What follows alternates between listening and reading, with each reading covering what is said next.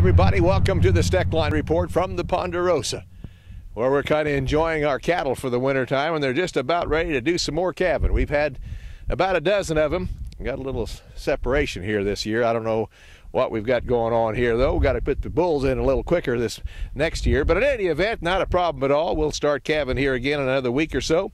But as we watch these cattle and the prices that we kind of expect out of these come fall when we sell them is rather interesting.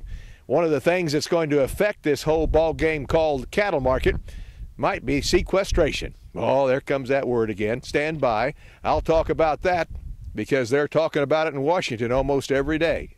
I first got started in the cattle business. My wife and my father-in-law got me into it. I love dealing with the animals and being in the outdoors. At American Ag Credit, I know a lot of them are in the same business that I am. You know, therefore they understand what I need and what problems I'm against, so they can work with you on it, and it makes it much easier. It's been passed down to me through the generations, and I want to pass it on down to the next generation or two.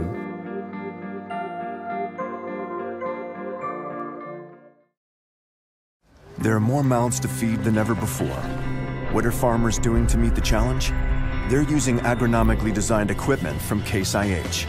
Our Quadtrack technology, soil management, and planting systems are designed to foster a better growing environment that helps farmers maximize yield potential. And our deep understanding of agriculture is preparing them for the challenges ahead. Will you be ready? I'm ready. Visit any of our 7 locations. Straub International. We're helping Kansas grow. Sequestration. Will it happen or won't it happen? I didn't think it would. Still don't think it will. But boy, there's a lot of people that think it is going to, and one of them is our Secretary of Agriculture. Now, needless to say, he's probably not been around many of these old cattle out here. He's not a farmer. Been doing a pretty good job, but he sure is messing this deal up. In fact, so much so that we had a group of 8 Republican senators just introducing and co-sponsoring an amendment that would prevent federal agencies from furloughing certain essential government employees, such as meat safety inspectors.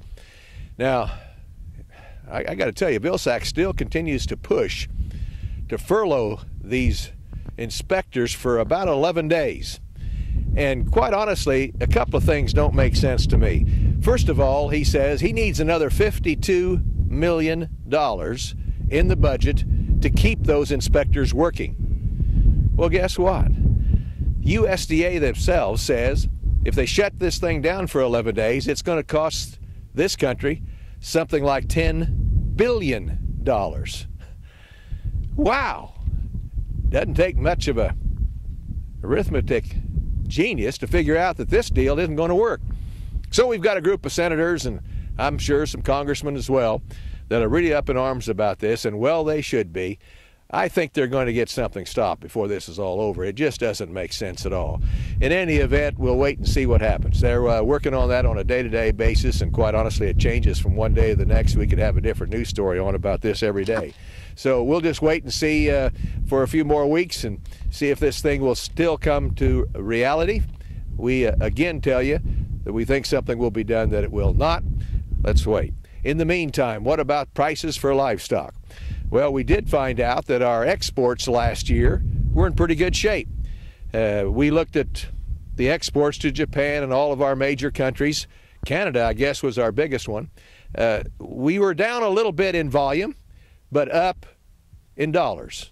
Needless to say, the value of these animals are up, and so consequently that's not much of a surprise. We'd like to see the volume up, be honest about it.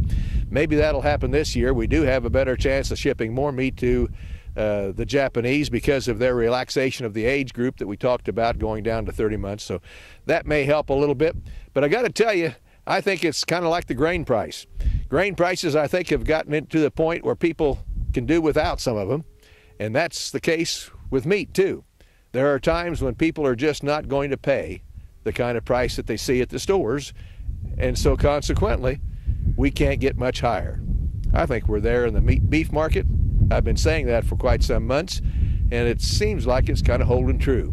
Hope I'm wrong. If the economy would turn around and go straight up, I would be wrong. No, it wouldn't, because I said that would help. In any event, that's the way it is. From the Ponderosa, the Steckline Report.